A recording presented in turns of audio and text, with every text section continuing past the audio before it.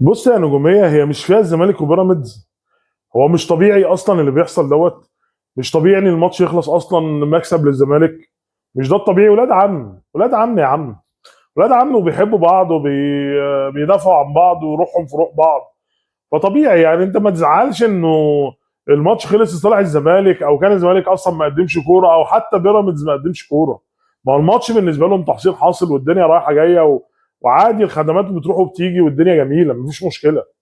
فنجوميه عادي ما تزعلش ان الماتش ده ضاع، في ماتشات تانية لسه في الدوري، ولسه الدوري في الملعب.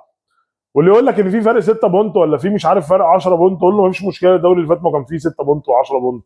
ايه المشكله؟ عادي جدا ان الاهلي ممكن يجري في النتيجه، وممكن يركب هو الدوري، وممكن الزمالك يقع ماتش ولا اتنين، وممكن تلاعب الزمالك وتكسبه وتديله على عينيه. كل ده وارد، كل ده وارد. الاهلي لو خد كل ماتشاته لحد نهايه الدوري، اعمل بس انت اللي عليك وخد كل ماتشاتك ومالكش دعوه بحد. العب لعب موت، وانزل الملعب وادي واعمل اللي عليك كلعيبه. بتكلم على لعيبه الاهلي. واعمل اللي عليك واعمل فوق طاقتك، وانت كده كده اللي انت هتعمله هتلاقيه. فبالتالي ما تقلقش، الدوري راح، الدوري جه، مش هتفرق. المهم تعمل اللي عليك في الكام ماتش الجايين، وتاخد الكام ماتش الجايين، وبعد كده نبقى نشوف المنافس وصل لايه.